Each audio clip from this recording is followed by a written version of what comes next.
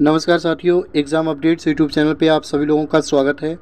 आशा करता हूँ कि आप सभी लोग अच्छे होंगे और स्वस्थ होंगे। साथियों, मैं यही दुआ करता हूँ कि आप लोग हमेशा एकदम स्वस्थ रहें और कुशल मंगल रहें। फ्रेंड्स, बात करेंगे आज Uttar Pradesh police radio operator की जो भर्ती है, इसमें फ्रेंड्स बोर्ड की तरफ से अब ये क्लियर एकदम स्पष्ट कर दिया गया है कि डिप्लोमा वर्सेस बीटेक का जो माजरा था, इसमें अब बीटेक वाले हेड ऑपरेटर पदों के लिए जो 936 पदों के लिए जो आपका परीक्षा हुई है, उससे उनको बाहर कर दिया गया है। ठीक है, तो मैं आपको बताऊं, इसके बाद आपकी जो अनुमानित जो कट ऑफ है रिजल्ट आने से पहले, वो आपकी कम रहेगी। और कितनी कट ऑफ रहेगी फ्रेंड्स, वो आपको हम बताएंगे।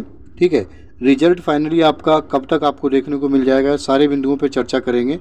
और फ्रेंड्स, कितने चांसेस हैं ये भर्ती जो है, मतलब आगे इसमें कोई भी नया मोड़ लेगा बोले तो। जो बीटेक वाले बाहर हुए हैं, तो वो देखो आप एक क्विक नज़र देख सकते हैं। जो आपकी 2430 पदों के लिए भर्ती निकली थी, जिसमें हेड ऑपरेटर के 936 और कार्यशाला स्टाफ के वर्कशॉप स्टाफ के 120 और असिस्टेंट ऑपरेटर के 1374। तो जो बीटेक वर्सेस डिप्लोमा वाला मामला था, वो केवल हेड ऑपरेटर के पदों के लिए था।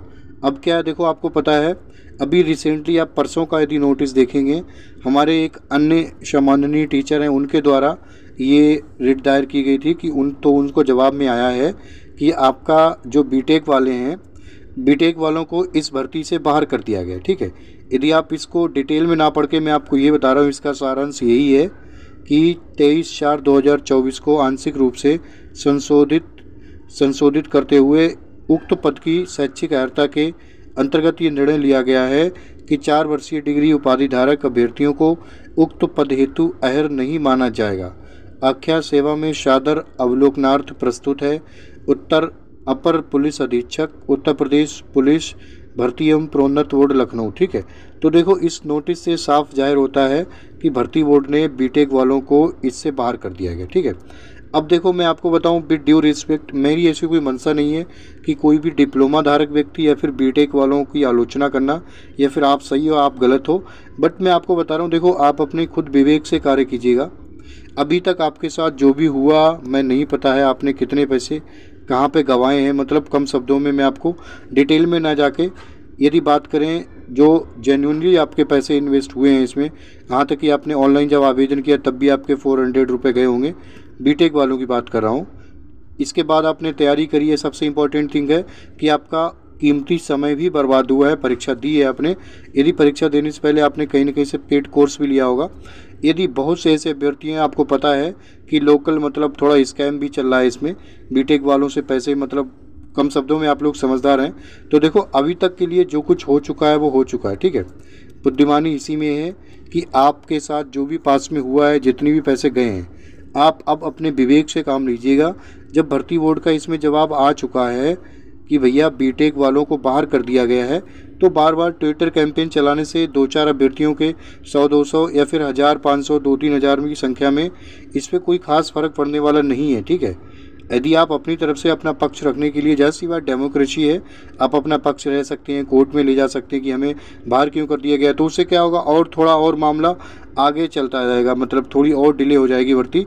बट फाइनली मैं आपको बता रहा हूँ, आपको बीटेक वाले जो अभ्यर्थी हैं उनको इस भर्ती में शामिल किए जाने के चांसेस बहुत कम है। ठीक है, तो मैं आपसे यही निवेदन करूंगा, रिक्वेस्ट करूंगा बीटेक वालों से कि भर्ती को पूरी तरीके से, मतलब जो भी अब आगे बढ़ रही है अच्छी तरीके से आगे बढ़ने दीजिएगा। डिप्लोमा धारक जो भी हैं उनको लिया गया है भर्ती बोर्ड की तरफ से, तो उनको इस भर्ती में पूरी तरीके से शामिल होने दीजिएगा।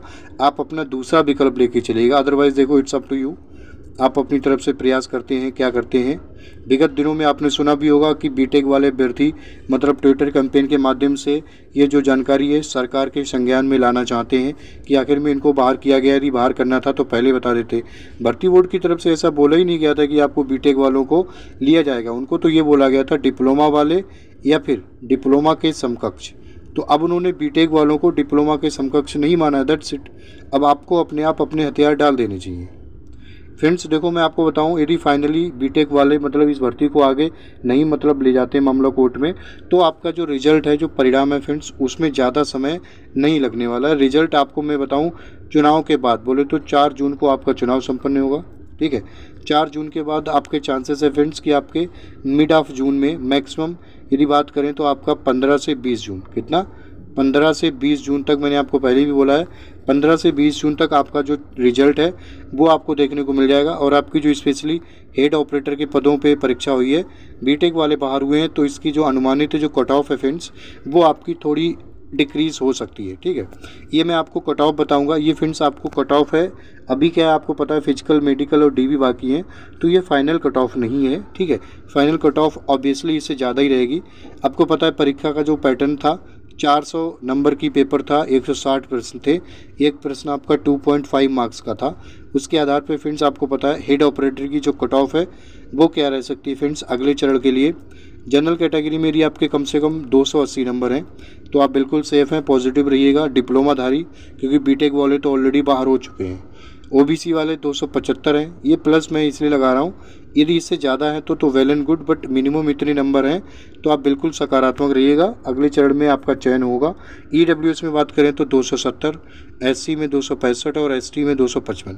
यदि इतने आपके मार्क्स हैं किसमें, हेड ऑपरेटर के पदों के लिए, उत्तर कुंजी चेक करने के बाद मैं आपको बता रहा हूँ, तो आप बिल्कुल एकदम सकारात्मक रहिएगा, चयन होने के आपके चांसेस हैं। इसके बाद बात करेंगे फ्रेंड्स वर्कशॉप स्टॉप की कितनी कट ऑफ रह सकती है। इसकी फ्रेंड्स मैं आपको बताऊं, देखो कट ऑफ थोड़ी हाई जा सकती है क्योंकि पदों की संख्या अभी कम थी, 120 थी। जनरल कैटेगरी में बात करें तो आपके 295 नंबर हैं, ओबीसी में 290, ईडब्ल्यूएस में 288। इन दोनों में आपको ज़्यादा डिफरेंस नहीं मिलेगा देखने को, 2-1 नंबर मैक्सिमम ऊपर नीचे हो सकता है। तो देखो बिल्कुल 100% एकदम एक्यूरेट प्रेडिक्शन कोई भी नहीं कर सकता है। मैं आपको फिर भी बता रहा हूँ दोबारा, ये बिल्कुल हमारे द्वारा बताया हुआ एक अनुमान है, प्रेडिक्शन है। कट ऑफ आपकी ये नहीं मैं कह रहा हूँ 295 ही जाएगी। जब भी आपका रिजल्ट आता है तब देखना कट ऑफ इसके सिमिलर रहने वाली है। ठीक है, एससी कैटेगरी में बात करें फ्रेंड्स, यदि आपके 280 नंबर हैं तो चांसेस हैं, और एसटी में 275 ये थी वर्कशॉप स्टॉप के लिए। एक और पद थी फ्रेंड्स आपको पता है असिस्टेंट ऑपरेटर, असिस्टेंट ऑपरेटर जिसमें 1374 सबसे ज़्यादा पदों की संख्या थी। 1 से 8 फरवरी तक जिसकी परीक्षा हुई थी, 1 से 8 फरवरी तक। इसमें फ्रेंड्स आपकी जो कट ऑफ वो क्या रह सकती है अगले चरण के लिए।